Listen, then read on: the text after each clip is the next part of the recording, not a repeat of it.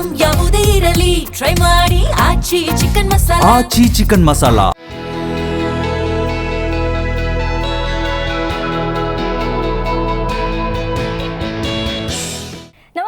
ವಿಶೇಷ ಕಾರ್ಯಕ್ರಮಕ್ಕೆ ಸ್ವಾಗತ. ನಾನು ಸುನಿಧಿ ಮಂಜುನಾಥ್.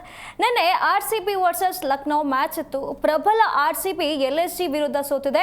ಪಾಯಿಂಟ್ಸ್ ಟೇಬಲ್ ಅಲ್ಲಿ ಲಾಸ್ಟ್ ಅಲ್ಲಿ ಇರುವಂತ LSG ವಿರುದ್ಧ RCB ಸೋತಿರೋದಕ್ಕೆ RCB ಅಭಿಮಾನಿಗಳಿಗೆ ಇದು ದೊಡ್ಡ ಶಾಕ್ ಅಂತಲೇ ಹೇಳ್ಬೋದು. ಹಾಗಾದ್ರೆ RCB ನಿನ್ನೆ ಫೇಲ್ ಆಗಿದ್ದು ಎಲ್ಲಿ, ಹಾಗೆ LSG ಅಲ್ಲಿ ಯಾರ ಪರ್ಫಾರ್ಮೆನ್ಸ್ ಅಷ್ಟು ಚೆನ್ನಾಗಿತ್ತು, ಎಲ್ಲವನ್ನ ಮಾತಾಡ್ತಾ ಹೋಗೋಣ. ಇದೇ ಈ ಹೊತ್ತಿನ ವಿಶೇಷ IPL ಕಿಕ್.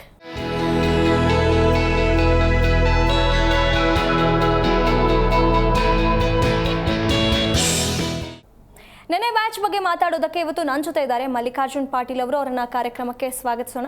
ಪಾಟೀಲ್ ಸರ್, ಕಾರ್ಯಕ್ರಮಕ್ಕೆ ಸ್ವಾಗತ. ಹಾಗೆ ಮಂಜುನಾಥ್ ಅವರು ಕೂಡ ಇದ್ದಾರೆ, ಅವರನ್ನು ಕಾರ್ಯಕ್ರಮಕ್ಕೆ ಸ್ವಾಗತಿಸೋಣ. Sir, welcome to the show. Sir, ಮೊದಲು ನಿಮ್ಮಿಂದ ಆರಂಭ ಮಾಡೋದಾದರೆ, ನಿನ್ನೆ RCB ಸೋಲೋದಕ್ಕೆ ಮುಖ್ಯ ಕಾರಣ ಏನು ಅನ್ನಿಸ್ತು? ನಿಜ, ಒಂದು ಗೋಲ್ಡನ್ ಆಪರ್ಚುನಿಟಿ ಇತ್ತು ನಿನ್ನೆ RCB ಗೆದ್ದು ಪಾಯಿಂಟ್ಸ್ ಟೇಬಲಲ್ಲಿ ಟಾಪ್ 1 ಆಗೋದಕ್ಕೆ. ನೋಡಿ, ಬಾಟಮ್ ಆಫ್ ದಿ ಟೇಬಲ್ ಇರುವಂಥ LSG ಎಲ್ಲರೂ ಹೊಡ್ಕೊಂಡು ಹೋಗ್ತಾ ಇದ್ರು, ಅವ್ರು ಬಂದು ನಮಗೆ ಹೊಡೆದೋದ್ರು. ಅದೇ ದೊಡ್ಡ ಬೇಜಾರು. ನಿನ್ನೆ ಎಲ್ಲ RCB ಫ್ಯಾನ್ಸು ಒಂದು ವಾರದಿಂದ ಕಾಯ್ತಾ ಇದ್ರು, ಯಾವಾಗ ಬರುತ್ತೆ ನಮ್ಮ ಮ್ಯಾಚ್, ಯಾವಾಗ ಬರುತ್ತೆ ಅಂತ ಹೇಳಿ. ತುಂಬ ಗ್ಯಾಪ್ ಆಗಿತ್ತು. ಯಾರ್ದು ಅಷ್ಟು ಗ್ಯಾಪ್ ಇರಲಿಲ್ಲ ಅನ್ಕೋತೀನಿ, ಅಷ್ಟು ಗ್ಯಾಪ್ ಇತ್ತು. ಕಾಯ್ತಾ ಇದ್ವಿ. ಕೊನೆಗೂ ಕೂಡ ಮ್ಯಾಚ್ ಆಯಿತು, ಮಳೆ ಬಂತು. ಒಂದೇನು ಅನ್ಕೊಂಡ್ಬಿಟ್ಟೆ ಅಂತಂದ್ರೆ, ಈ ಮಳೆ ಬಂದು ರದ್ದಾಗಿ 1 ಪಾಯಿಂಟ್ ಸಿಕ್ಕಿದ್ರು ಸಾಕಾಗಿತ್ತಲ್ಲ ಅಂತಾನು ಅನ್ಕೊಂಡೆ ನಾನು. ಬಟ್ ಅದು ಆಗಲಿಲ್ಲ. ನಿನ್ನೆ ದೇವರು ನಮ್ಮ ಹತ್ರ ಇರಲಿಲ್ಲ ಅಂತ ಅನ್ಸುತ್ತೆ. ಒಂದು ಬೆಂಗಳೂರಿನ ಭಗವಂತ ಕೂಡ ಕೈ ಕೊಟ್ಟರು ನಿನ್ನೆ, ಅದೊಂದು ದೊಡ್ಡ ಲಾಸು. ಆಮೇಲೆ ನಾವು ನಿನ್ನೆ ಕೂಡ ಮಾತಾಡ್ತಾ ಇದ್ವಿ, LSG ಪಿಚ್ ಹೇಗಿದೆ ಅಂತಂದರೆ ತುಂಬ ಲೋ ಪಿಚ್ಚು, ಚೇಸ್ ಮಾಡೋದು ಕಷ್ಟ, 155 ಹೊಡೆದ್ರು ಕೂಡ ಕಷ್ಟ, ಹಾಗೆ ಹೀಗೆ ಅಂತ ಇದ್ವಿ. ಬಟ್ ನಿನ್ನೆ ಬ್ಯಾಟಿಂಗ್ ಫ್ರೆಂಡ್ಲಿ ಪಿಚ್ ಕೊಟ್ಟಿದ್ರು, ಮತ್ತು ಆ ಪಿಚ್ಚಲ್ಲಿ ಯಾವುದೇ ಗ್ರಾಸ್ ಇಲ್ದಂಗೆ ಮಾಡಿದ್ರು. ಈ ಕಾರಣಕ್ಕಾಗಿ ಒಂದು ಸ್ವಲ್ಪ ಬ್ಯಾಟರ್ಗಳು ಈಸಿ ಆಗಿಬಿಡ್ತು. ಅದರಲ್ಲೂ ಕೂಡ ಮಿಚೆಲ್ ಮಾರ್ಷ್ ಅವರು ಬಿಗ್ ಇನ್ನಿಂಗ್ಸ್ ಕಟ್ಟಿದ್ದು ನಮಗೆ ದೊಡ್ಡ ಮೈನಸ್ ಆಗಿಬಿಡ್ತು. 2-3 ಕ್ಯಾಚ್ ಬೇರೆ ಮಿಸ್ ಮಾಡಿಬಿಟ್ರು. ಅದನ್ನೊಂದು ಕಡೆ ಇಟ್ಟರೆ ನಮಗೆ ನಿನ್ನೆ ಎಲ್ಲೂ ಕೂಡ ಲಕ್ ಇದೆ ಅಂತ ಅನಿಸ್ಲೇ ಇಲ್ಲ. ಯಾಕೆಂದರೆ ಪವರ್ ಪ್ಲೇನಲ್ಲಿ ಅವರು ತುಂಬ ಚೆನ್ನಾಗಿ ರನ್ ಬಂತು. ಇನ್ನೊಬ್ಬ ಆಟಗಾರ ಹೊಡಿತಾ ಇಲ್ಲ ಅಂದರೂ ಕೂಡ ಮಿಚೆಲ್ ಮಾರ್ಷ್ ದೊಡ್ಡ ಇನ್ನಿಂಗ್ಸ್ ಕಟ್ಟಿಬಿಟ್ರು. ಪವರ್ ಪ್ಲೇ ಚೆನ್ನಾಗಿ ಬಂತು, 90+ ಮೊದಲು ವಿಕೆಟಿಗೆ ರನ್ ಬಂತು. ಆಮೇಲೆ ರಿಷಬ್ ಪಂತ್ ಒಳ್ಳೆ ಆಟ ಆಡಿದರು, ಪೂರನ್ ರನ್ ಒಳ್ಳೆ ಆಡಿದರು. ಆಮೇಲೆ ಮಳೆ ಬಂದಿದ್ದು, ಮತ್ತು ಅವರು 209 ಹೊಡೆದ್ರು ಕೂಡ 213 ರನ್ ನಮಗೆ ಟಾರ್ಗೆಟ್ ಕೊಟ್ಟರು. ನಾವು ಟಾರ್ಗೆಟ್ ನೋಡಿದಾಗ ಅನ್ಕೊಂಡಿದ್ದೀವಿ, ಓಕೆ ಪಿಚ್ ಫ್ಲಾಟ್ ಇದೆ, ಆರಾಮಾಗಿ ಆಡ್ಬೋದು, ಹಾಗೆ ಹೀಗೆ ಅಂತ ಅನ್ಕೊಂಡ್ವಿ. ಬಟ್ ಆರಂಭದಲ್ಲಿ ಅವರು LSG ಅವ್ರ ಬಾಲಿಂಗ್ ಸ್ವಿಂಗ್ಸ್, ಮೊಹಮ್ಮದ್ ಶಮಿ ಮತ್ತು ಪ್ರಿನ್ಸ್ ಎಷ್ಟು ಚೆನ್ನಾಗಿ ಬಾಲಿಂಗ್ ಹಾಕಿದ್ರು ಅಂದರೆ ಟಚ್ ಮಾಡೋಕ್ಕಾಗ್ತಾ ಇರಲಿಲ್ಲ. ಅಷ್ಟು ಚೆನ್ನಾಗಿ ಬಾಲಿಂಗ್ ಬೀಳಕ್ಕೆ ಸ್ಟಾರ್ಟ್ ಆಯಿತು. ನನಗೆ ಶಾಕ್ ಆಯ್ತು, ಏನಪ್ಪ ಅವ್ರಿಗಾದ್ರೆ ಹಂಗಾಯ್ತು, ನಮಗಾದ್ರೆ ಯಾಕೆ ಹಿಂಗಾಗ್ತಾ ಇದೆ ಅಂತ. ಬಟ್ ಆ 2 ವಿಕೆಟ್ ಏನು ಕ್ರೂಷಿಯಲ್ ಹೋಯ್ತಲ್ಲ, ಅವಾಗಲೇ ಎಷ್ಟೋ ಜನ TV ಬಂದು ಮಾಡಿಬಿಟ್ರು. ವಿರಾಟ್ ಕೊಹ್ಲಿ ಬೋಲ್ಡ್ ಆದಮೇಲಂತೂ ನಾನು ಅನ್ಕೊಂಡೆ ಹೋಯ್ತು ಮ್ಯಾಚ್ ಹೋಯ್ತು ಬಿಡು, ಇದು 110ಕ್ಕೆ 120ಕ್ಕೆ ಅವರು ಆಲ್ಔಟ್ ಆಗ್ತಾರೆ ಅಂತ ಅನ್ಕೊಂಡಿದ್ವಿ. ಬಟ್ ದೇವದತ್ ಪಡಿಕ್ಕಲ್ ಮತ್ತು ಪಟ್ಟಿದಾರ್ ಒಂದು ಒಳ್ಳೆ ಇನ್ನಿಂಗ್ಸ್ನ ಕಟ್ಟಿದ್ರು. 10 ಓವರಲ್ಲಿ ಮತ್ತೆ ನಮ್ಗೆ ಆ ಗೆಲುವಿನ ಆಸೆ ಚಿಗುರೊಡಿತು. ಇದು ಹಳೆ RCB ಅಲ್ಲ, ಈ ಕೊಹ್ಲಿ ಹೋದ್ರು ಕೂಡ ನಾವು ಗೆಲ್ಲುವಂಥ ಪೊಸಿಷನ್ಗೆ ಬರ್ತೀವಿ ಅನ್ನೋವಂಥದ್ದನ್ನು ಮತ್ತೆ ತೋರಿಸ್ಕೊಟ್ರು. ಅದಾದ ನಂತರ ಮ್ಯಾಚ್ ಕೆಡಿಸಿದ್ದೆ ಜಿತೇಶ್ ಶರ್ಮಾ. ಅಲ್ಲಿ ಬಂದರು, ದೇವದತ್ ಪಡಿಕ್ಕಲ್ ಔಟ್ ಆದ ತಕ್ಷಣ ಅದೇ ಓವರಲ್ಲಿ ಅವರು ವಿಕೆಟ್ ಹೋಗಿ ಅಲ್ಲಿ ರನ್ ರೇಟ್ ಕಡಿಮೆ ಆಯಿತು. ಅದಾದ ನಂತರ ಟೀಮ್ ಡೇವಿಡ್ ಒಂದು ಸ್ವಲ್ಪ ಸಾಥ್ನ ಕೊಟ್ಟರು. ಅಲ್ಲಿ ಮತ್ತೆ ನಮ್ಮ ಪಟ್ಟಿದಾರ್ ವಿಕೆಟ್ ಹೋಗಿದ್ದು. ಆಮೇಲೆ ಕೊನೆಯಲ್ಲಿ ಮತ್ತೆ ಆಸೆ ಚಿಗುರೊಡಿತು, ಮತ್ತೆ ಕೊನೆ ಓವರಲ್ಲಿ ಬಿದ್ದೋಯ್ತು. ನಿನ್ನೆ ಎಲ್ಲ ಏರು ಬೀಳುಗಳಿತ್ತು. ನಿನ್ನೆ RCB ಫ್ಯಾನ್ಸ್ ಮಾತ್ರ ಸಿಕ್ಕಾಬಿಟ್ಟೆ ನಿರಾಸೆ. ನಿದ್ದೆ ಮಾಡಿದಾರಿಲ್ಲೋ ನನಗಂತೂ ಗೊತ್ತಿಲ್ಲ, ಬಟ್ ನನಗಂತೂ ನಿದ್ದೆ ಬಂದಿಲ್ಲ. ಬಟ್ ಹೋಪ್ ತುಂಬ ಜಾಸ್ತಿ ಇತ್ತು. Bottom of the table LSG ಅವ್ರನ್ನ ಸೋಲಿಸ್ತಾರೆ, ನಂಬರ್ 1 ಪಟ್ಟಕ್ಕೆ ಬರ್ತಾರೆ, ನಂಬರ್ 1 ಅಥವಾ ನಂಬರ್ 2 ಅಲ್ಲಿ ಸೀಲ್ ಔಟ್ ಮಾಡಿಬಿಡ್ತಾರೆ ನಮ್ಮದು. ಇನ್ನೊಂದು 3 ಮ್ಯಾಚಲ್ಲಿ 1 ಮ್ಯಾಚ್ ಗೆದ್ದರೂ ಕೂಡ ನಾವು ನಂಬರ್ 1 ನಂಬರ್ 2 ಅಲ್ಲಿ ಇರ್ತೀವಿ. ಏನೇನೋ ಕನಸುಗಳಿತ್ತು. ಬಟ್ ನಿನ್ನೆ RCB ಫ್ಯಾನ್ಸ್ ಏನು ಅಂದ್ಕೊಂಡಿದ್ರಲ್ಲ ಅದರದ್ದೆಲ್ಲ ಉಲ್ಟಾ ಆಯಿತು. ಕ್ರೆಡಿಟ್ ಖಂಡಿತವಾಗ್ಲೂ LSG ಕೊಡಲೇಬೇಕು. ಬ್ಯಾಟಿಂಗ್ ತುಂಬ ಚೆನ್ನಾಗಿ ಆಡಿದರು. ಅದರಲ್ಲೂ ಕೂಡ ಮಿಚೆಲ್ ಮಾರ್ಷ್ ಸೂಪರ್ ಇನ್ನಿಂಗ್ಸು.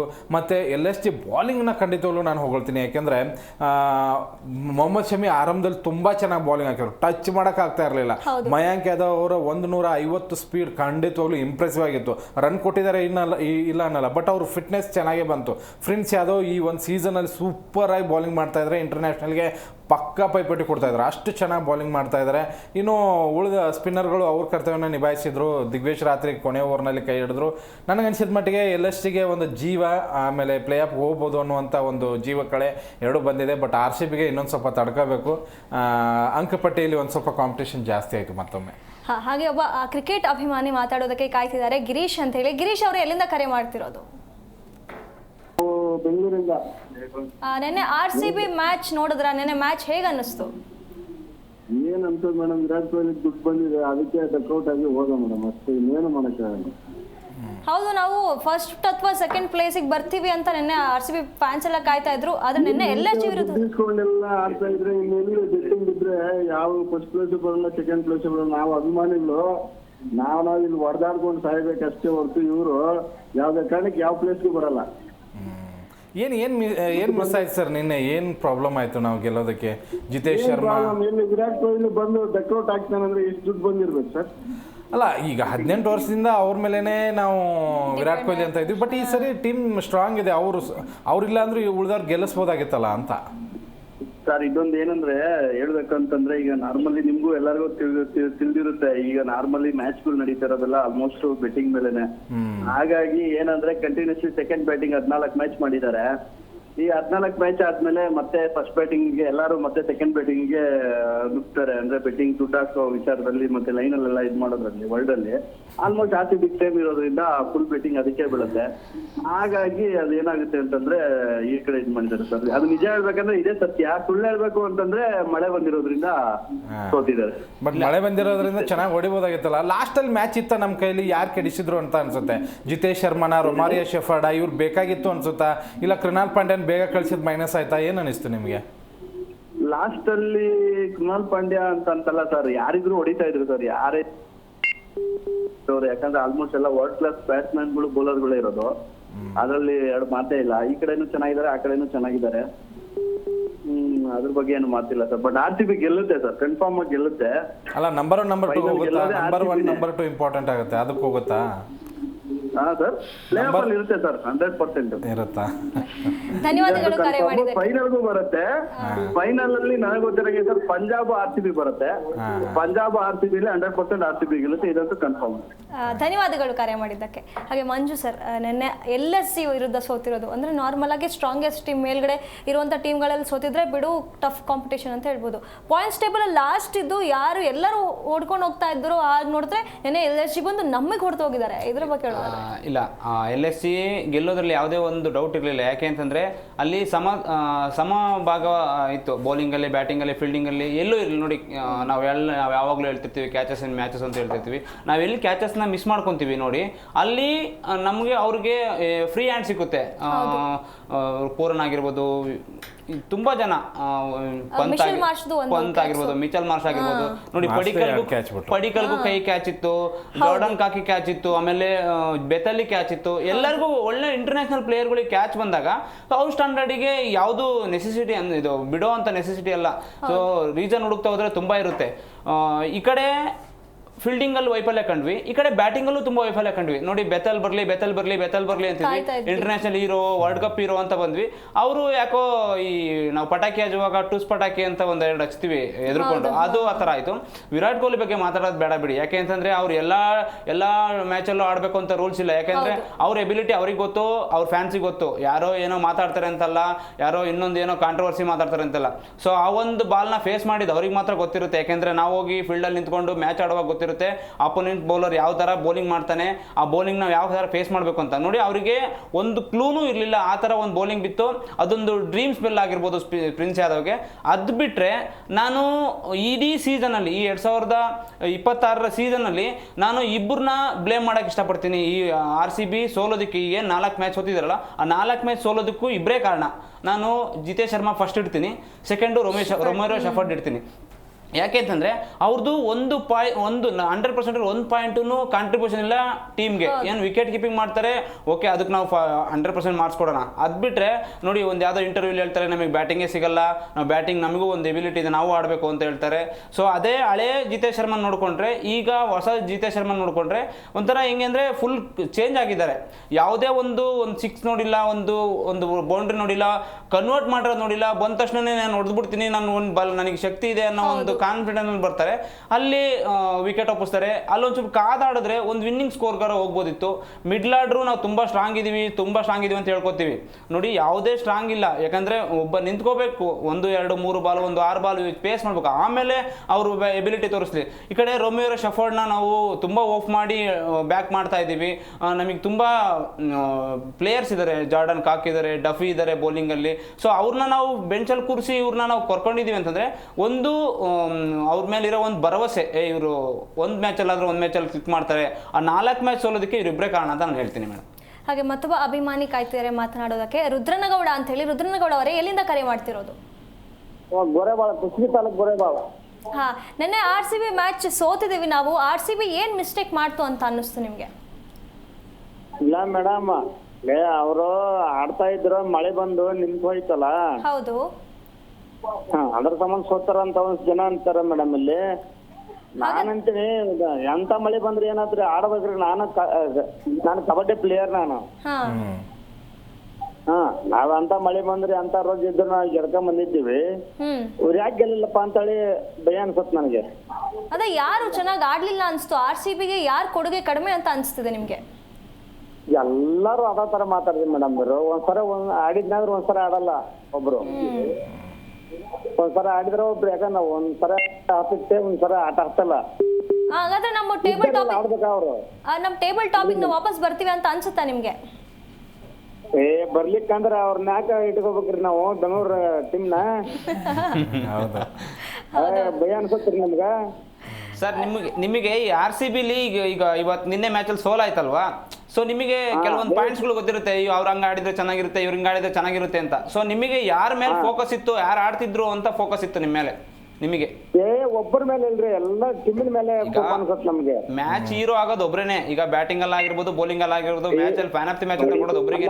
ಸರ ಕೇಳಿ ಹೇಳ್ತೀನಿ ನಿಮ್ಗೆ, ಯಾಕಂದ್ರೆ ಒಬ್ಬರ ಮೇಲೆ ಮಾಡಕ್ ಬರಲ್ಲ, ಎಲ್ಲರ ಮೇಲೆ ಕೋಪ ಮಾಡ್ಕೋಬೇಕು. ಯಾಕಂದ್ರೆ ಅಷ್ಟು ಎಲ್ಲ ಒಟ್ಟಿಗೆ ಇರ್ತಾರಲ್ಲ ಅವರು ಆಟಗಾರ ಅಂದ್ಕೊಂಡ್ಲೆ, ಎಲ್ಲರ ಮೇಲೆ ಕೋಪ ಮಾಡ್ಕೋಬೇಕು ನಾವು.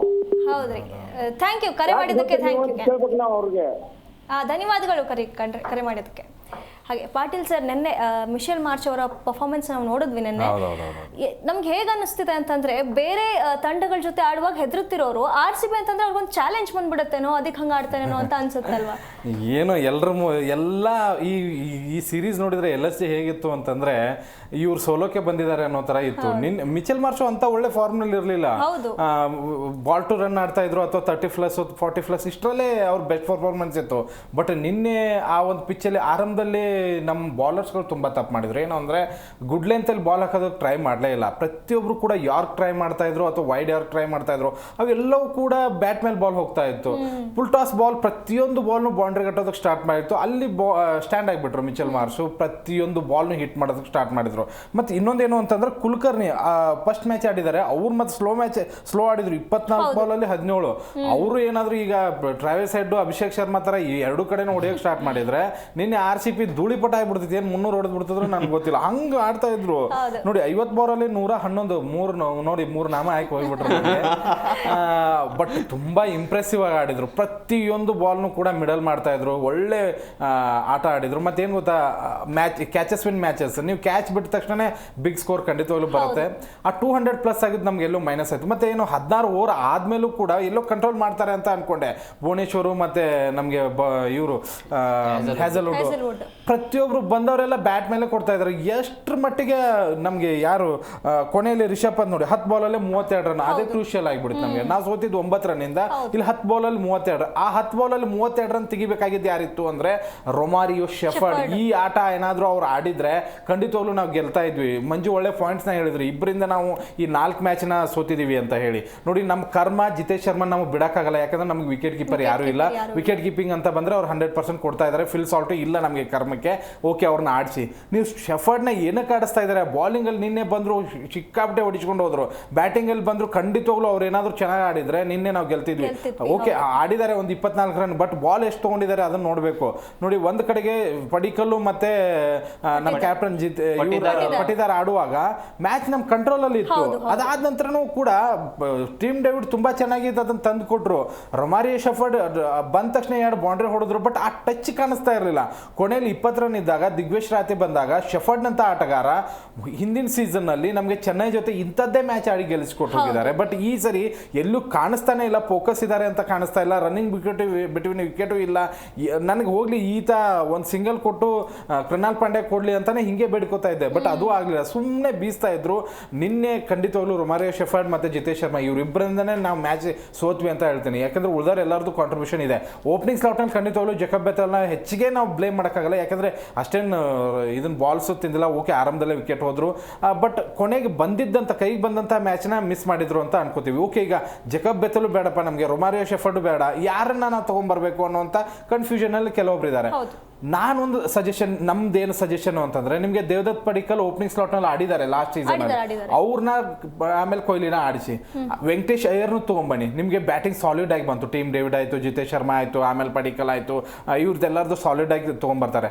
ರೊಮಾರಿಯೋ ಶೆಫರ್ಡ್ನ ಕೂರಿಸಿ, ಡಫಿನ ಆಡಿಸಿ, ಬಾಲಿಂಗು ಸ್ಟ್ರಾಂಗ್ ಆಯಿತು, ನಿಮ್ಗೆ ಆಲ್ರೌಂಡರ್ ಸ್ಟ್ರಾಂಗ್ ಇದ್ದಾರೆ. ಇಂಥದನ್ನ ನಾವು ಕುತ್ಕೊಂಡು ಮಾತಾಡ್ತೀವಿ, ನಿಮ್ಮ ತಲೆಯಲ್ಲಿ ಏನು ಶಗನಿ ತುಂಬಿದೆ ನನಗಂತೂ ಗೊತ್ತಾಗ್ತಿಲ್ಲ. ನನಗೆ ಇಷ್ಟು ಸೆಲೆಕ್ಟ್ ಮಾಡುವಾಗ ತುಂಬ ಮ್ಯಾಚ್ಗಳನ್ನ ಅಬ್ಸರ್ವ್ ಮಾಡ್ತಾರೆ ಸೆಲೆಕ್ಟರ್ಸು. ಈ RCB ಅಂತ ಬಂದಾಗಲಿ, ಯಾವುದೋ ಒಂದು ಫ್ರಾಂಚೈಸಿ ಅಂತ ಬಂದಾಗಲಿ, ತುಂಬ ಬಿಫೋರ್ ಮ್ಯಾಚ್ಗಳನ್ನ ನೋಡ್ತಾರೆ. ಬೌಲಿಂಗ್ ಹೆಂಗಿರುತ್ತೆ, ಬ್ಯಾಟಿಂಗ್ ಹೆಂಗಿರುತ್ತೆ, ಅವರು ಲೈನಲ್ಲಿ ಲೆಂತ್ ಹೆಂಗಿರುತ್ತೆ, ಅವ್ರು ಸಿಕ್ಸ್ ಹಿಟ್ಟಿಂಗ್ ಹೆಂಗಿರುತ್ತೆ, ಎಲ್ಲ ನೋಡಿನೇ ಅವ್ರು ಸೆಲೆಕ್ಟ್ ಮಾಡೋದು. ಯಾಕಂದರೆ ಸುಮ್ಮನೆ ನಾನು ಹೋಗಿ ದುಡ್ಡು ಹಾಕ್ತೀನಿ, ಒಬ್ಬರಿಗೆ ದುಡ್ಡು ಕೊಡ್ತೀನಿ ಅವ್ರಿಗೆ. ಅಲ್ಲ, ಈಗ 25 ಜನರನ್ನ ಸೆಲೆಕ್ಟ್ ಮಾಡೋದಕ್ಕೂ 11 ಜನರನ್ನ ಸೆಲೆಕ್ಟ್ ಮಾಡೋದಕ್ಕೂ ತುಂಬ ವ್ಯತ್ಯಾಸ ಇದೆ. ಈಗ ನಿಮಗೆ ಈಗ SRH ನಂಬರ್ 1 ಪಟ್ಟಕ್ಕೆ ಬರೋದಕ್ಕೆ ಏನು ಕಾರಣ ಗೊತ್ತಾ? ಆರಂಭದಲ್ಲಿ ಅವ್ರು 3 ಮ್ಯಾಚ್ ಸೋತ್ರು. ಏನಕ್ಕೆ ಸೋತ್ರು ಅಂತಂದ್ರೆ, ಬಾಲಿಂಗ್ನಲ್ಲಿ ಮೈನಸ್ ಆಯ್ತು ಅವ್ರದ್ದು. ಬಾಲಿಂಗ್ ಕಂಪ್ಲೀಟ್ ಆಗಿ ಚೇಂಜ್ ಮಾಡಿಬಿಟ್ರು. ಚೇಂಜ್ ಮಾಡಿ ಒಳ್ಳೆ ಬಾಲರ್ಸ್ಗಳನ್ನ ತೊಗೊಂಬಂದ್ರು, ನಂಬರ್ 1 ಪಟ್ಟಕ್ಕೆ ತೊಗೊಂಬಂದ್ರು. ಯಾಕಂದ್ರೆ ಅಲ್ಲಿ ಮೈನಸ್ ಇತ್ತು, ಅದನ್ನ ಪ್ಲಸ್ ಮಾಡ್ಕೊಂಡ್ರು. ನಮ್ಮವರು ಅದು ನಾನು ನಿನ್ನೇನು ಹೇಳಿದೆ, ಅಜ್ಜ ಹಾಕಿದ ಆಲದ ಮರ ಅಂತ ಹೇಳಿ ಅದಕ್ಕೆ ಕುತ್ಕೊಂಡ್ಬಿಟ್ಟಿದ್ದಾರೆ. ಜಿತೇಶ್ ಶರ್ಮಾ ಇದೇ ಪಿಚ್ ಅಲ್ಲಿ ಲಾಸ್ಟ್ ಇಯರ್ 87 ರನ್ ಹೊಡೆದಿದ್ರು 35 ಬಾಲಲ್ಲಿ.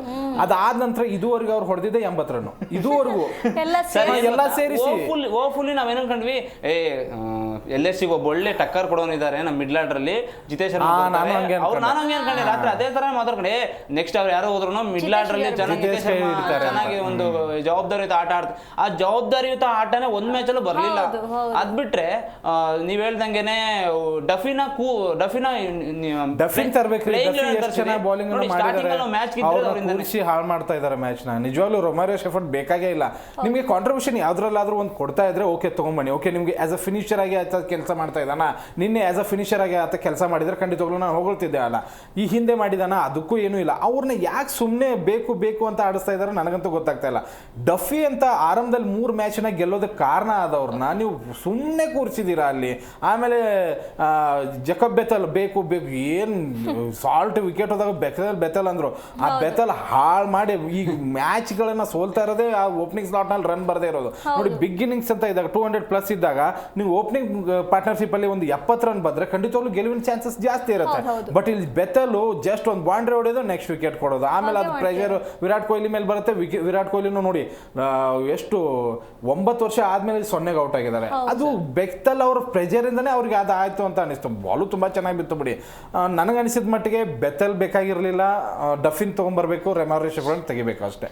ಆದ್ರೆ ಗೆಲ್ತೀವಿಲ್ಲ. ಸ್ಟ್ಯಾಂಡರ್ಡ್ಗೆ ಯಾವ್ದು ಸ್ಕೋರ್ ಕಮ್ಮಿನೇ ಇದೆ ನನ್ನ ಪ್ರಕಾರ. ನಾನು ಗೆಸ್ ಮಾಡ್ತಾ ಇದ್ದೆ ಅವರು ನೀವು ಹೇಳ್ದಂಗೆ ಎರಡು ಕಡೆ ಬ್ಯಾಟಿಂಗ್ ಇದ್ರೆ ಹತ್ತತ್ರ 250, 260, 300 ತನಕನೂ ಹೋಗ್ತಾ ಇತ್ತು. ಒಂದ್ ಕಡೆ ಬಾಲ್ ಟು ಬಾಲ್ ಇದ್ದಾಗ ಇನ್ನೊಂದ್ ಕಡೆ ಒಬ್ರು ಹೊಡಿತಾ ಇದ್ದಾರೆ ಅಂದ್ರೆ ನನ್ಗೇನೋ ಇದು ಯಾಕೋ ಲೋ ಸ್ಕೋರ್ ಅಲ್ಲಿ ಹೋಗ್ತಾ ಇದೆ ಅಂತ ಅಂದಾಗ, ಸೊ ನೆಕ್ಸ್ಟ್ ನಮಗೆ ಇದು ಯಾವುದು ಹೈಯೆಸ್ಟ್ ಸ್ಕೋರ್ ಅಲ್ಲ. RCB ಸ್ಟ್ಯಾಂಡರ್ಡ್ಗೆ ಹೈಯೆಸ್ಟ್ ಸ್ಕೋರ್ ಅಲ್ಲ. ಯಾಕಂದ್ರೆ ಪವರ್ ಪ್ಲೇಲಿ ಒಂದು 60ರಿಂದ 70 ನೋಡ್ಕೋತಾರೆ. ಅದಾದ್ಮೇಲೆ ಮಿಡ್ಲ್ ಆರ್ಡರ್ ಪಟ್ಟಿದಾರ್ ಅಂತ ಬರ್ತಾನೆ, ಆಮೇಲೆ ಟೀಮ್ ಡೇವಿಡ್ ಅಂತ ಬರ್ತಾರೆ. ಇವರೆಲ್ಲರೂ ಚೆನ್ನಾಗಿ ಆಡ್ತಾರೆ. ನೆಕ್ಸ್ಟ್ ಹೋಗಲ್ಲ ಶಫರ್ಡ್ ಅವ್ರಿಗೂ ಹೋಗಲ್ಲ ಅನ್ಕೊಂಡಿದ್ವಿ. ಅಲ್ಲಿ ಶಫರ್ಡ್ ಅವ್ರಿಗೆ ಹೋದಾಗ ನೋಡಿ, ಈ 4 ಮ್ಯಾಚ್ ಸೋಲೋದಕ್ಕೆ ನಾನು ಇನ್ನೂ ಮತ್ತೆ ಹೇಳ್ತೀನಿ, ಜಿತೇಶ್ ಶರ್ಮಾ ಒಂದು ಕಾರಣ ಆದ್ರೆ ಶಫರ್ಡ್ ಇನ್ನೊಂದು ಕಾರಣ. ಯಾಕೆಂದ್ರೆ ಅವ್ರಿಬ್ರು ಹೊರದಿಟ್ಟು ನೋಡಿದ್ರೆ ಯಾರೂ ಫೇಕ್ ಆಗಿ ಯಾರು ಆಟ ಆಡ್ತಾ ಇಲ್ಲ. ತುಂಬಾ ಚೆನ್ನಾಗಿ 100% ಕೊಟ್ಟು ಆಟ ಆಡ್ತಾ ಇದ್ದಾರೆ ನನ್ನ ಪ್ರಕಾರ. ಅಂದ್ರೆ ಅವರು ಕ್ರಿಕೆಟ್ ಪ್ಲೇಯರ್, ಇಂಟರ್ನ್ಯಾಷನಲ್ ಪ್ಲೇಯರ್ಗಳೇ. ಸೊ ಅವ್ರನ್ನ ಬ್ಲೇಮ್ ಮಾಡೋ ತಪ್ಪು. ಆದ್ರೂ ಇಂಥ ಸ್ಟ್ಯಾಂಡರ್ಡಿಗೆ ಅವರು ಒಂದರಾದ್ರೂ ಕಾಂಟ್ರಿಬ್ಯೂಷನ್ ಕೊಡಬೇಕಿತ್ತು, ಇನ್ನೂ ಕೊಡ್ತಾ ಇಲ್ಲ. ಹಾಗೆ ಸರ್, ನಿನ್ನೆ ನಾವು ನೋಡಿದ್ವಿ ಬೌಲಿಂಗ್ ಅವ್ರ ಕಡೆ ಹೇಗಿತ್ತು ಅಂತಂದರೆ, ಒಬ್ಬರೇ ಪ್ರಿನ್ಸ್ ಯಾದವ್ 3 ವಿಕೆಟ್ ತೊಳ್ತಾರೆ. ಹಾಗೆ ಅವ್ರ ಕಡೆಯಿಂದ ಒಳ್ಳೆ ಪರ್ಫಾರ್ಮೆನ್ಸ್ ನೋಡಿದ್ವಿ. ಆದರೆ ನಮ್ಮ ಕಡೆ ಬೌಲಿಂಗಲ್ಲಿ ಕೇವಲ ಹೇಸಲ್ವುಡ್ 1 ವಿಕೆಟ್ ತೊಳ್ತಾರೆ, ಭುವನೇಶ್ವರ್ 1 ವಿಕೆಟ್ ತೊಳ್ತಾರೆ, ಹಾಗೆ ಸುಯೇಶ್ 1 ವಿಕೆಟ್. ಹೀಗೆ 3 ವಿಕೆಟಲ್ಲಿ ಇಡೀ ಮ್ಯಾಚ್ ಮುಗ್ದೋಗುತ್ತೆ. ನಮ್ಮದು ಕೇವಲ ಬ್ಯಾಟಿಂಗ್ ಅಲ್ಲ, ಬೌಲಿಂಗಲ್ಲೂ ತುಂಬ ನಿನ್ನೆ ಮೈನಸ್ ಆಯಿತು ಅಂತ ಅನಿಸ್ತಿಲ್ಲ. ಇಲ್ಲ, ನೀವು ತಪ್ಪು ಹೇಳ್ತಿದ್ದೀರಾ. ಯಾಕೆ ಅಂತ ತಪ್ಪು ಹೇಳ್ತಿಲ್ಲ ಅಂತಲ್ಲ, ನೀವು ಕರೆಕ್ಟಾಗಿ ಅನಲೈಸ್ ಮಾಡಿದ್ದೀರಾ. ನಮ್ಮಲ್ಲಿ ಕ್ಯಾಚಸ್ ಬಿಟ್ರು ನೋಡಿ, ತುಂಬ 3 ಕ್ಯಾಚಸ್ ಬಿಟ್ರು. ಬಿಟ್ರು ನೋಡಿ, ಕ್ಯಾಚಸ್ ಯಾವತ್ತು ನಾವು ಹಿಡ್ಕೊಂತೀವಿ ನೋಡಿ, ಅವಾಗ ನಾವು ಮ್ಯಾಚು 50% ನಮ್ಮ ಕಡೆ ಟರ್ನ್ ಆಗುತ್ತೆ. ನಾವು ಕ್ಯಾಚಸ್ ಬಿಟ್ಟಾಗ ಫ್ರೀ ಹ್ಯಾಂಡ್ ಕೊಟ್ಟಂಗೆ ಆಗುತ್ತೆ ಅಪೋನೆಂಟ್ ಟೀಮಿಗೆ ಆಗಲಿ ಅಪೋನೆಂಟ್ ಬ್ಯಾಟರ್ಗೆ ಆಗಲಿ. ಅವ್ರು ಕ್ಯಾಚ್ ಬಿಟ್ರು ನೆಕ್ಸ್ಟ್ ಆಪ್ಷನ್ ಏನು ಅಂತಂದ್ರೆ ಹೆಂಗೋ ವಿಕೆಟ್ ಹೋಗೋದಿತ್ತು, ಮಿಸ್ ಆಗಿದೆ, ಹೊಡಿಯನ್ ಬಿಡು ಅಂತ ಹೇಳಿ ಹೊಡಿತಾರೆ. ಸೊ ಅವಾಗ ನಮಗೆ ಇಲ್ಲಿ ಬೌಲಿಂಗಿಗೆ ಫೀಲ್ಡಿಂಗ್ ಹೆಲ್ಪ್ ಮಾಡಬೇಕು. ಬೌಲಿಂಗ್ ಮಾಡಿ ನೀವು ಹತ್ತತ್ರ ನಾವು ಡಿಪೆಂಡ್ ಮಾಡ್ಕೊಂಡಿರೋದು ನೋಡಿದ್ವಿ, ಜಾಸ್ತಿ ಹೊಡೆಸ್ಕೊಂಡಿರೋದು ನೋಡಿದ್ವಿ ಈ ಒಂದು ಸೀರೀಸಲ್ಲಿ. ಸೊ ಅಂಥದ್ರಲ್ಲಿ ಭುವನೇಶ್ವರ್ ಕುಮಾರ್ ಹ್ಯಾಸಲ್ವುಡ್ ಬಗ್ಗೆ ಮಾತಾಡಬೇಕು ಅಂತಂದರೆ ತುಂಬ ಚೆನ್ನಾಗಿ ಬೌಲಿಂಗ್ ಮಾಡಿದ್ರು. ಅವ್ರು ಮಾಮೂಲು ಪವರ್ ಪ್ಲೇಲಿ ಯಾರೇ ಆಗಲಿ ಹೊಡೆಸ್ಕೋತಾರೆ, ಅದಾದ್ಮೇಲೆ ಕಟ್ ಆಗ್ತಾರೆ ನೋಡಿ.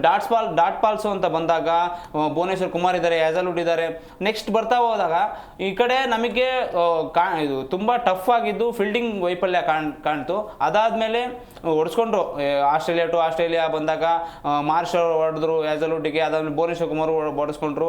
ಟೋಟಲ್ ಆಗಿ ನೋಡ್ತಾ ಹೋದ್ರೆ ಬೌಲಿಂಗಲ್ಲಿ ಚೂರೆಲ್ಲ ವೈಫಲ್ಯ ಕಂಡ್ರೆ ಫೀಲ್ಡಿಂಗ್ ತುಂಬಾ ವೈಫಲ್ಯ ಕಾಣ್ತಲ್ಲ. ಅಲ್ಲ ಮಂಜುದು ಪಾಯಿಂಟ್ ಕರೆಕ್ಟ್ ಆಗಿದೆ. ಓಕೆ, ನೀವು ಕ್ಯಾಚಸ್ ವಿನ್ ಮ್ಯಾಚಸ್ ಬೌಲಿಂಗಲ್ಲಿ ಹಾಕುವಾಗ ಕ್ಯಾಚ್ ಬಿಟ್ರೆ ಸ್ವಲ್ಪ ಪ್ರಾಬ್ಲಮ್ ಆಗುತ್ತೆ. ಬಟ್ ನಿನ್ನೆ ಬೌಲಿಂಗ್ ಕೂಡ ವೈಫಲ್ಯ ಇತ್ತು, ಖಂಡಿತ ವೈಫಲ್ಯ ಇತ್ತು. ಯಾಕೆ ಹೇಳ್ತೀನಿ ನಾನು ನಿಮಗೆ, ಎಕ್ಸ್ಪೀರಿಯೆನ್ಸ್ ಮಾಡೋದಕ್ಕೆ ಜಾಸ್ತಿ ಹೋದರು ನೋಡಿ. ಒಂದು 2-3 ಓವರ್ಗಳನ್ನು ನಾನು ಅಬ್ಸರ್ವ್ ಮಾಡಿದೆ. ಭುವನೇಶ್ವರ್ ಕುಮಾರ್ ಆಗಿರ್ಬೋದು, ಆಮೇಲೆ ಹ್ಯಾಸಲ್ವುಡ್ ಆಗಿರ್ಬೋದು, ರಶಿಕ್ ದಾರ್ ಅವ್ರದ್ದು ಒಳ್ಳೆ ಬೌಲಿಂಗ್ ಹಾಕಿರ್ತಾರೆ. ಒಂದು 3-4 ಬಾಲ್ ತುಂಬ ಗುಡ್ ಲೆಂತಲ್ಲಿ ಅವ್ರಿಗೆ ಬಾಲ್ ಹೊಡೆಯೋದಕ್ಕೆ ಆಗ್ತಾ ಇಲ್ಲ. ಆ 3-4 ಬಾಲ್ ಡಾಟ್ ಆಗಿರುತ್ತೆ ಅಥವಾ ಸಿಂಗಲ್ಸ್ ಬಂದಿರ್ತವೆ. ಆಮೇಲೆ ಏನು ಎಕ್ಸ್ಪೆರಿಮೆಂಟ್ ಮಾಡೋಕೆ ಹೋಗ್ತಾ ಇದ್ದಾರೆ, ಸ್ಲೋ ಬಾಲ್ ಹಾಕಿಬಿಡೋದು, ಆಮೇಲೆ ಯಾರ್ಕರ್ ಹಾಕಕ್ಕೆ ಹೋಗಿ ಬ್ಯಾಟ್ ಮೇಲೆ ಕೊಡೋದು. ಲಾಸ್ಟ್ ಮೂಮೆಂಟಲ್ಲಂತೂ ಇಷ್ಟರ ಮಟ್ಟಿಗೆ ಕೆಡದ ಬಾಲಿಂಗ್ ಹಾಕಿದ್ರು ಅಂದರೆ, ಇಷ್ಟರ ಮಟ್ಟಿಗೆ ಕಳಫೆ ಫೀಲ್ಡಿಂಗ್ ಇತ್ತು ಅಂತಂದರೆ, ನನಗನ್ಸಿದ ಮಟ್ಟಿಗೆ ನಿನ್ನೆ ಬಾಲಿಂಗಲ್ಲೂ ಆ ಸ್ಟ್ರೆಂತ್ ಇರಲಿಲ್ಲ, ಬ್ಯಾಟಿಂಗಲ್ಲೂ ಅದು ಸ್ಟ್ರೆಂತ್ ಇರಲಿಲ್ಲ. ಎಲ್ಲೋ ನಿನ್ನೆ ಸೋಲೋಕ್ಕೆ ಬಂದಿದ್ರೇನೋ ಅಂತ ಅನಿಸ್ಬಿಡ್ತು ನಿನ್ನೆ ನನಗೆ. RCB ಆ ಚಾರ್ಮ್ ಇರಲಿಲ್ಲ ನೋಡಿ. ವಿರಾಟ್ ಕೊಹ್ಲಿ ಹೋದ ತಕ್ಷಣ ಆಲ್ಮೋಸ್ಟ್ ನಾವು ಸೋತ್ವಿ ಅಂತ ಒಪ್ಕೊಂಡಿದ್ವಿ. ಬಟ್ ಅದಾದ ನಂತರ ಕೂಡ ಒಂದು ಸ್ವಲ್ಪ ಜೀವ ಬಂತು. ಕೊನೆಗೆ ನಮ್ಮ ಹತ್ರ ಹೇಗಿದ್ದಾರೆ ಅಂದರೆ ಫಿನಿಷರ್ಸು, ಟೀಮ್ ಡೇವಿಡ್, ಶೆಫರ್ಡ್, ಆಮೇಲೆ ಜಿತೇಶ್ ಶರ್ಮಾ ನೋಡಿದರೆ ಭಯಾನಕವಾಗಿದೆ. ಬಟ್ ಆ ಭಯಾನಕವಾಗಿದ್ದನ್ನ ಟೀಮ್ ಡೇವಿಡ್ ಮಾತ್ರ ಅದನ್ನು ಸಕ್ಸಸ್ ತಂದು ಕೊಡ್ತಾ ಇದ್ದಾರೆ, ಉಳಿದವ್ರು ಯಾರು ಕೂಡ ಅದನ್ನು ಮಾಡ್ತಾ ಇಲ್ಲ. ಆ ಪ್ರಾಬ್ಲಮ್ ಬರ್ತಾ ಇದೆ. ನಿನ್ನೆ ಬಾಲಿಂಗು, ಫಿನಿಷರ್ಸು, ಓಪನಿಂಗ್ ಸ್ಲಾಟು ಎಲ್ಲವೂ ಕೂಡ ಫೇಲ್ ಆದಾಗ ಗೆಲ್ಲೋದಕ್ಕೆ ಸಾಧ್ಯನೇ ಇಲ್ಲ. ಒಂದು ಸಮಾಧಾನ ಏನು ಪಡ್ಕೋಬೇಕು ಅಂತಂದರೆ, ಓಕೆ ನಾವು ಕ್ಲೋಸ್ ಆಗಿ ಹೋದ್ವಪ್ಪ, 9 ರನ್ನಿಂದ ಮಾತ್ರ ಸೋತ್ವಿ, ರನ್ ರೇಟ್ ಸ್ವಲ್ಪ ಉಳ್ಕೊಂತು, ಇಲ್ಲಾಂದರೆ 150ಕ್ಕೆ ಹೋಗಿದ್ರೆ ರನ್ ರೇಟು ಬಿದ್ದೋಗ್ಬಿಡ್ತಿತ್ತು. ಮುಂದಿನ ಮ್ಯಾಚ್ಗಳಲ್ಲಿ ಒಂದು ಸ್ವಲ್ಪ ಅವಕಾಶಗಳು ಇದಾವೆ. ಇನ್ನೂ 4 ಮ್ಯಾಚ್ ಇದಾವೆ. 4 ಮ್ಯಾಚಲ್ಲಿ 2-3 ಮ್ಯಾಚ್ ಗೆದ್ದರೂ ಕೂಡ ನಂಬರ್ 1 ಪ್ಲೇಸನ್ನು ಉಳಿಸ್ಕೋಬೋದು. ಆಮೇಲೆ ರನ್ ರೇಟ್ನ ಕೂಡ ಒಂದು ಸ್ವಲ್ಪ ಉತ್ತಮವಾಗಿ ಇಟ್ಕೋಬೋದು ಅನ್ನುವಂಥ ಸಮಾಧಾನ ಇಟ್ಕೋಬೇಕು. ಬಟ್ ನಿನ್ನೆ ಸೋಲಂತೂ ಖಂಡಿತವಾಗ್ಲೂ ಫ್ಯಾನ್ಸ್ಗಾಗಿರ್ಬೋದು, ಆಮೇಲೆ RCB ಸೋಲುತ್ತೆ ಅಂತ ಹೇಳಿ ಈ CSKದವರು ಅನ್ಕೊಂಡಿರಲ್ಲ ನಿನ್ನೆ. ಅಷ್ಟರ ಮಟ್ಟಿಗೆ ನಾವು ಸ್ಟ್ರಾಂಗ್ ಇದೀವಿ. ಆಮೇಲೆ ಆ LSG ನೋಡಿ, ನಾ ಗ್ರೌಂಡಲ್ಲಿ ನೋಡ್ತಾ ಇದ್ದೀನಿ, LSG ಟಿ ಶರ್ಟ್ಸ್ಗಳೇ ಇಲ್ಲ, ಎಲ್ಲವೂ RCB ಟಿ ಶರ್ಟ್ಸ್. RCB ಹೊಡೆದಾಗ KK ಸಿಪ್ಪಾಳಿಗಳು ಬರ್ತಾ ಇದೆ.